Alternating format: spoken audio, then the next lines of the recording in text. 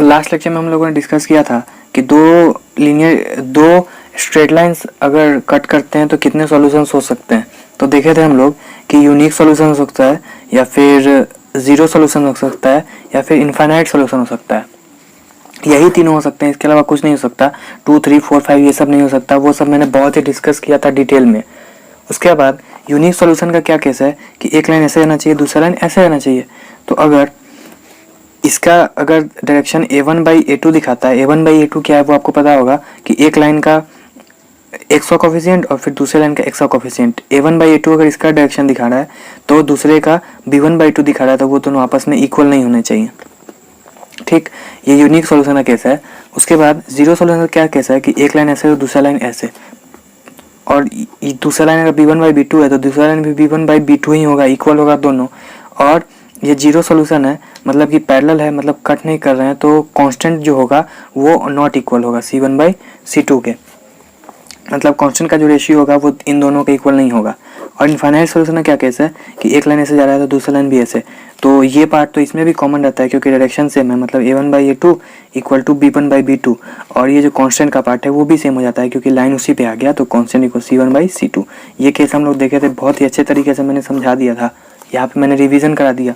But actual में direction क्या दिखाता है वो मैंने आपको बताया था कि माइनस ऑफ a1/b1 ये डायरेक्शन दिखाता है आपका, minus of x coefficient by y का कोफिशिएंट। कोई अगर लाइन है y इक्वल टू मतलब कि ax plus by plus c equal to 0, ये अगर कोई लाइन है तो इसका डायरेक्शन क्या दिखाता है, माइनस ऑफ x का कोफिशिएंट मतलब a बाई y का कोफिशिएंट मतलब b।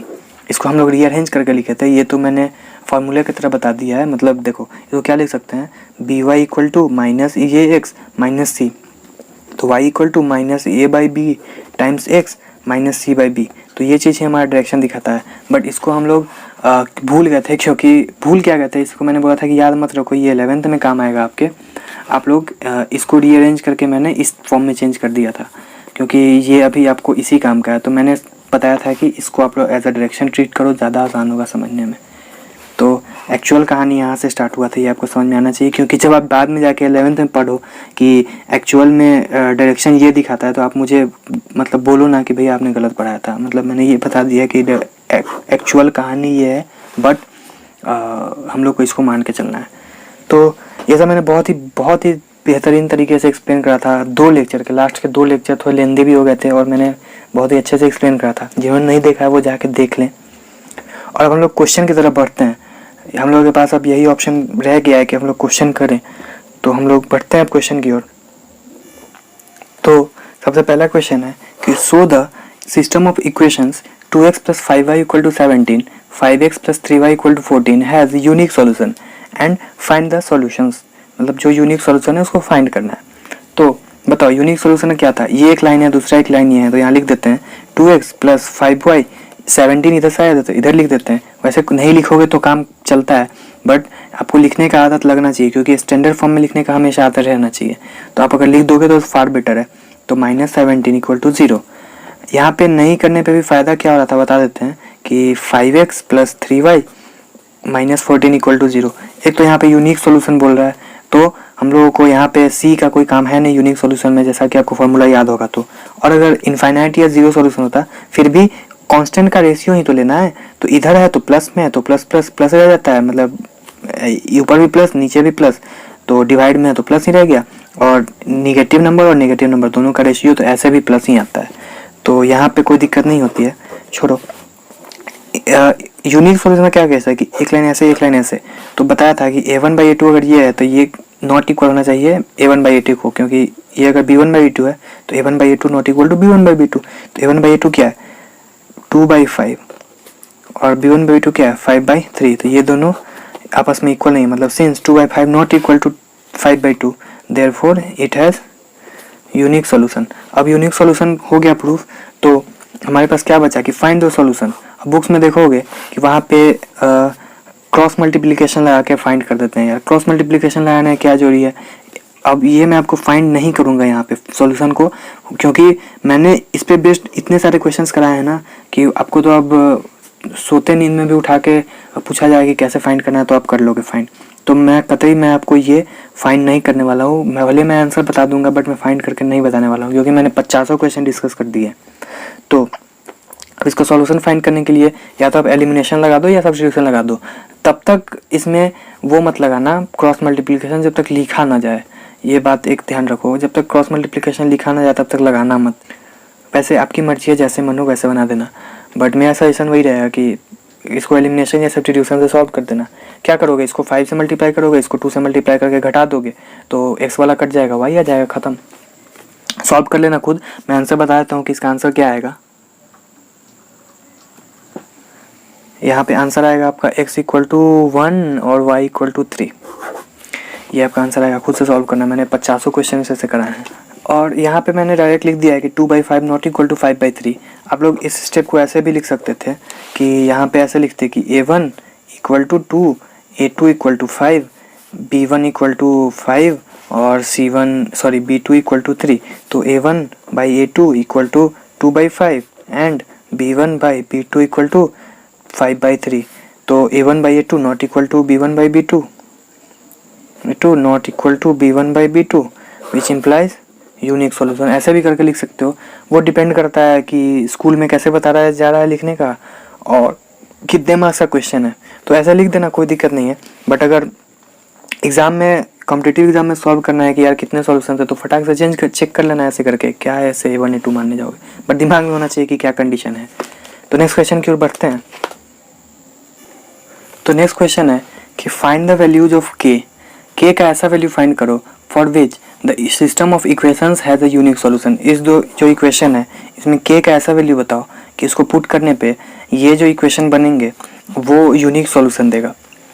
तो देखो यहाँ पे इसको पहले हम लोग स्टैंडर्ड फॉर्म में लिख लेते हैं। क्या होगा, x - 2y - 3 = 0 और ये क्या हो जाएगा 3x + ky - 1 = 0।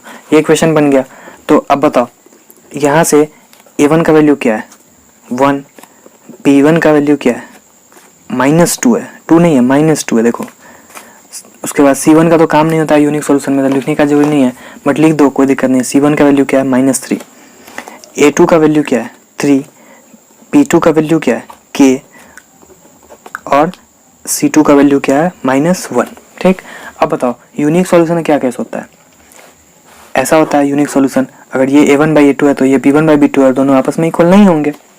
यहाँ से क्या लिख सकते हैं कि a1/a2 not equal to b1/b2। तो क्या आएगा a1/a2 का value 1/3 not equal to -2/k। यहाँ तक ये आ गया। तो अब जैसा हम लोग इक्वल के साथ यहाँ पे नॉट इक्वल टू देख के घबराना मत, जैसा हम लोग इक्वल के साथ जो हम लोग मैनिपुलेशंस करते थे वो नॉट इक्वल टू के साथ भी कर सकते हैं। तो देखो के इधर जाएगा तो k = 3 को इधर भेज दो, k नॉट इक्वल टू -6। इसके कहने का क्या मतलब है, अब यहाँ पे आ गया, बट यहाँ से बच्चे कंफ्यूज हो जाते हैं कि k नॉट इक्वल टू -6 क्या आंसर आया हमारा। तो k नॉट इक्वल टू -6 कहने का ये मतलब है, ध्यान से समझो कि जितने भी नंबर होंगे नंबर सिस्टम में, जैसे आप लोग पूरे नंबर सिस्टम में जितने भी नंबर होंगे क्या होते हैं वो नंबर लाइन पे रिप्रेजेंट करते थे हम लोग, जैसे 0 1 2 3, यहाँ पे 1.5, यहाँ पे 1.4, यहाँ पे 0.5, यहाँ पे 0.6। तो जितने भी नंबर सिस्टम है ना, मतलब नंबर सिस्टम में जितने भी नंबर हैं उसमें से 6 नहीं होना चाहिए। मतलब 6 अगर यहाँ पे कहीं है, यहाँ पे 6 है, तो ये कह रहा है कि k का वैल्यू भाई तू 6 मत रख, उसके अलावा जो रखना है रख दे, तो 6 मत रखो, उसके अलावा जो भी रख दो ये हमेशा यूनिक सॉल्यूशन ही देगा। इसे कहने का बस इतना ही मतलब है कि k का वैल्यू 6 मत रखो, उसके अलावा तुमको जो रखना है रख दो। ठीक है, ये बात समझ में आना चाहिए। तो k नॉट इक्वल टू 6 का क्या मतलब हुआ कि जितने भी नंबर हैं, रियल नंबर को r से रिप्रेजेंट करते हैं, जितने भी नंबर हैं उसमें से आप 6 को माइनस कर दो, मतलब 6 को हटा दो, 6 नहीं लेना है, ये आपका आंसर है। ये तो अलग फॉर्म में हो गया, ये फॉर्म आप लोग को बाद में जाके पढ़ना है, बट यहाँ पे अभी तक यहीं पे क्विट कर देना है आपको, यहीं पे आंसर रोक देना है। बट ये कहने का समझ में आना चाहिए कि रियल नंबर जितने भी हैं उसमें से रियल नंबर को आर से रिप्रेजेंट करते हैं, रैशनल को क्यू से रिप्रेजेंट करते हैं। ये पता होगा आपको कि रियल नंबर को आर से रिप्रेजेंट करते हैं और रैशनल नंबर को क्यू से। ठीक, तो रियल नंबर जितने भी होंगे, रियल नंबर जिसको लाइन पे रिप्रेजेंट किया जा सके, तो क्या रियल नंबर के अलावा कोई और भी नंबर होता है भैया? तो हाँ, इमेजिनरी नंबर होते हैं, मतलब कॉम्प्लेक्स नंबर। ठीक, ये आपको अभी नहीं पढ़ना है, भूल जाओ इसको। कॉम्प्लेक्स नंबर भी होता है जो कि आपको नहीं पढ़ना है, वो उसको हम लोग नंबर लाइन पे रिप्रेजेंट नहीं कर सकते हैं। तो रियल नंबर में से 6 घटा दो, वही है, मतलब रियल नंबर जितने हैं उसमें से 6 को एक्सक्लूड कर दो, 6 को, तो वो आपके आंसर है। इसका ये मतलब है k नॉट इक्वल टू 6 कहने का मतलब है। तो ये आपको समझ में आ गया होगा।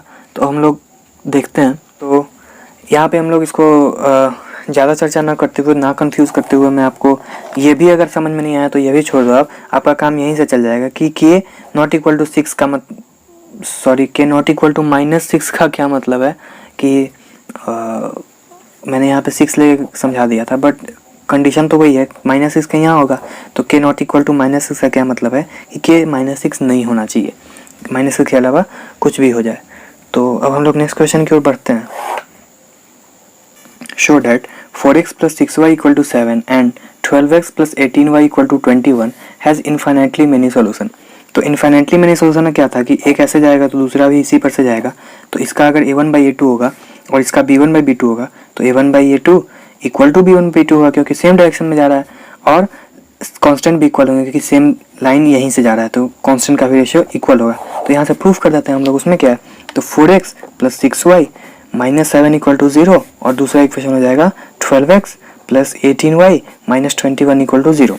यहाँ से a1 का वैल्यू है 4, b1 का वैल्यू है 6, c1 का वैल्यू है -7, a2 का वैल्यू है 12, b2 का वैल्यू है 18, और c2 का वैल्यू क्या है 21, नहीं -21। तो अब बताओ a1/a2 का वैल्यू क्या हो जाएगा, 4/12 which is equal to 1/3। b1/b2 का वैल्यू क्या होगा, 6/18 which is equal to 1/3। c1/c2 का वैल्यू क्या होगा, -7/21 which is also equal to 1/3। Minus cut गया। तो अब बताओ a1/a2 equal to b1/b2 equal to c1/c2 आ गया। सो इनफाइनाइटली मेनी सोल्यूशन हो गया, ये प्रूफ हो गया। अब ये काम आप लोग एग्जाम में ये क्वेश्चन आएगा तो मत करना कि यहीं पे बना लेना, ये आप लोग रफ का जो स्पेस छोड़ते हो ना, वहाँ पे चेक कर लेना बना के कि क्या कंडीशन लिखना है, वहाँ से आपको याद रहेगा। ये यहाँ पे मत बना देना, यहाँ रफ के जो जगह है वहाँ पे बना लेना, ठीक। तो ये आपका प्रूफ हो गया कि a1/a2 equal to b1/b2 equal to c1/c2। तो खत्म। तो नेक्स्ट क्वेश्चन है कि 2x - 3y = 7 और k + 1 times x plus 1 - 2k times y equal to 5k - 4। Find the value of k so that infinitely many solution, मतलब कि k का value find करो जिससे कि इनफाइनाइटली मेनी सोल्यूशन आ जाए। तो सेम अप्रोच लेना है यार, क्योंकि इसमें चेक नहीं करना है, हम लोगों को यहाँ पे डायरेक्ट अप्लाई करना है कि एक ऐसे जा रहा है तो दूसरा भी ऐसे जाएगा। तो कंडीशन चेक कर लो क्या होगा, कंडीशन क्या होगा, a1/a2 equal to b1/b2 equal to c1/c2। तो ये कंडीशन यहाँ पे लगा दो, क्या हो जाएगा, a1 का वैल्यू है 2, b1 का वैल्यू है -3, c1 का वैल्यू है -7, ये 7 इधर आ रहा है। तो आप लोग यहाँ पे इक्वेशन लिख लेना, मैं लिख देता हूँ 2x - 3y - 7 इक्वल टू 0, और ये हो जाएगा k + 1 times x plus 1 - 2k times y minus 4k - 4 equal to 0, ठीक। ये टोटल मैंने एक साथ माइनस ले लिया है, ठीक है। तो ये हो गया। यहाँ से a2 का वैल्यू क्या है, k + 1, a3 का सॉरी b2 का वैल्यू क्या है 1 - 2k, और c2 का वैल्यू क्या है यहाँ पे -5k - 4, या फिर इसको आप ऐसा लिख सकते हो 4 - 5k, ठीक। तो अब यहाँ से ये कंपेयर लगा दो कि a1/a2, ये तो आपका रफ का काम था जो कि यहाँ होगा। यहाँ पे आपको कंडीशन लिखना है ना कि for infinitely many solutions a1/a2 equal to b1/b2 equal to c1/c2। बस यहाँ पे केस लगा दो कि a1 का क्या वैल्यू है 2/a2 का वैल्यू है k + 1 इक्वल टू -3/b2 का है 1 - 2k इक्वल टू -7/4 - 5k। अब यहाँ से एक बार इसको इसके कंपेयर कर दो, एक बार इससे कंपेयर कर दो, तो सिंपल क्वेश्चन बन जाएगा। ये क्या हो जाएगा 1 - 2k into 2 equal to -3 times k + 1। तो और दूसरा बन जाएगा यहाँ से इस दोनों को कंपेयर कर दो या फिर इस दोनों को कंपेयर कर दो, जैसे मैंने वैसे कंपेयर कर दो, कोई दिक्कत नहीं है। यहाँ से एक के आएगा, फिर यहाँ से भी एक के आएगा, और इन दोनों को कंपेयर करोगे यहाँ से भी एक के आएगा। तो आप देखना कि तीनों केस में सेम ही क्या आएगा। जैसे मैं 2 केस को चेक कर रहा हूँ, तीसरा केस मैं बाद में चेक करके बता रहा हूँ। तो यहाँ से देखो, एक ये हो गया, इस दोनों को कंपेयर कर दिए, एक इस दोनों को कंपेयर करते हैं, क्या होगा -3/1 - 2k इक्वल टू -7/4 - 5k। तो इसको सॉल्व करो, क्या होगा 2 - 4k इक्वल टू -3k - 3। तो -4k इधर भेज देते हैं और 3 को इधर, तो 5 इक्वल टू -3k + 4k। तो k का वैल्यू आ गया 5। ठीक है, उसके बाद यहाँ से सॉल्व करते हैं, तो माइनस से माइनस कट कर देते हैं और 3 से इसको मल्टीप्लाई करेंगे तो हो जाएगा 12 - 15k इक्वल टू 7 - 14k। तो 7 को इधर लाते हैं, तो 12 - 7 हो जाएगा 5 इक्वल टू 15k इधर जाएगा, तो -14k + 15k। तो यहाँ से k का वैल्यू यहाँ से भी 5 आ गया। अब दोनों से k का वैल्यू 5 आ गया। और तीसरा केस मैं चेक करके आपको बता देता हूँ, वैसे जरूरी नहीं है, बट आप सेटिस्फैक्शन के लिए चेक कर सकते हो कि तीसरा केस क्या बच गया इस दोनों को कंपेयर करने का। तो ये आपका यहीं पे सॉल्यूशन खत्म हो गया कि k इक्वल टू 5, क्योंकि दोनों में सेम आंसर आ गया, तो k इक्वल टू 5। तीसरे में भी देखना सेम ही आंसर आएगा, 2/k + 1 इक्वल टू -7/4 - 5k। तो यहाँ से देखो, इससे मल्टीप्लाई करेंगे 2 से, तो 8 - 10k इक्वल टू -7k - 7। तो 10 इधर भेजते हैं, तो 8 और +7 कितना होगा, 8 + 7 इक्वल टू -7k + 10k। ठीक, तो 8 7 हो गया 15 इक्वल टू 3k। तो k का वैल्यू यहाँ पे 5 आ गया। आपके सेटिस्फेक्शन के लिए मैंने यहाँ पे ये बता दिया है कि कोई 2 केस ले लो, यहाँ से निकल जाएगा आंसर। तो यहाँ से k का वैल्यू 5 आ जाएगा आंसर। ठीक है, यहाँ पे छुपा रहता है एंड, मतलब कि ये केस प्लस ये केस का जो कॉम्बिनेशन होगा वही आंसर आएगा। ये मैं किस लिए कह रहा हूँ कि देखो, यहाँ पे थोड़ा सा एक डिस्कस करना चाहूँगा। मान लो यहाँ से मैं 2 केस बनाता हूँ, एक से आता है वैल्यू k इक्वल टू 5, दूसरे से आता है k इक्वल टू 3। तो क्या कौन सा आंसर लेंगे बताओ? वैसा आपको क्वेश्चन बहुत सारा मिलेगा देखने के लिए कि कहीं से k का क्यों कुछ वैल्यू आएगा, कहीं से k का कुछ वैल्यू आएगा। तो सोचो कौन सा आंसर लेंगे, थोड़ा सा थिंक करो इस पर। तो आप लोगों ने सोच लिया होगा, क्या सोचा आप लोगों ने, 3 या 5? बहुत लोग बोल रहे होंगे 3, बहुत लोग 5, और बहुत लोग होंगे कि 3 और 5 दोनों को। तो मैंने बताया कि यहाँ पे एंड छुपा रहता है। 2 केस अगर बन गया तो यहाँ पे छुपा रहता है कि इसमें जो आंसर है, इसमें जो आंसर है, दोनों का कॉम्बो लेना है। मतलब एंड ये भी होना चाहिए और ये भी होना चाहिए। और मतलब ये इंग्लिश वाला और नहीं है, ये हिंदी वाला और है। मतलब k इक्वल टू 5 भी होना चाहिए और साथ साथ में k इक्वल टू 3 भी होना चाहिए। तो क्या ये पॉसिबल है? पॉसिबल नहीं है। इसलिए यहाँ पे k का ऐसा कोई वैल्यू नहीं है जो इसको सेटिस्फाई करेगा। ये कह रहा है k इक्वल टू 5, ये कह रहा है k इक्वल टू 3। भाई ऐसा कोई वैल्यू नहीं है जो k का वैल्यू आ जाए। ठीक, तो यहाँ से k का वैल्यू कुछ नहीं आएगा। ऐसा आ जाता, मान लो k इक्वल टू 5 भी आ गया, k इक्वल टू 3 भी आ गया, और यहाँ से k इक्वल टू 3 और k इक्वल टू 8 आ गया। ये कह रहा है कि 5 और 3 कुछ भी डालो आंसर आएगा। ये कह रहा है 3 और 8 कुछ भी डालो आंसर आएगा। तो दोनों में कॉम्बिनेशन में ये क्या है बताओ, कॉमन क्या है? दोनों में 3 कॉमन है, तो यहाँ से k का वैल्यू 3 आएगा, 5 और 8 नहीं आएंगे। ठीक, यहाँ से आपको ये समझ में आना चाहिए, क्योंकि यह क्वेश्चन आपको बहुत सारे ऐसे दिखने वाले हैं। तो ये क्वेश्चन में अब दिक्कत नहीं होगा आपको। तो ये लेक्चर हम लोग यहीं पे एंड करते हैं। कुछ क्वेश्चंस हम लोगों ने करा, 4-5 क्वेश्चंस करा है। तो कोई नहीं, आने वाले लेक्चर्स में और भी क्वेश्चंस करेंगे हम लोग। तो यहाँ तक जो मैंने पढ़ाया है उसमें एक्सरसाइज 3D, मतलब कि RS अग्रवाल के एक्सरसाइज 3D के क्वेश्चन नंबर 1 to 10 लगा सकते हो और क्वेश्चन नंबर 15 to 20 लगा सकते हो। तो ये 15-16 क्वेश्चन हो गए, तो यहाँ तक कर सकते हो। तो फिर मिलते हैं नए लेक्चर में, जिसमें कि हम लोग और भी क्वेश्चंस करेंगे। तब तक के लिए बाय।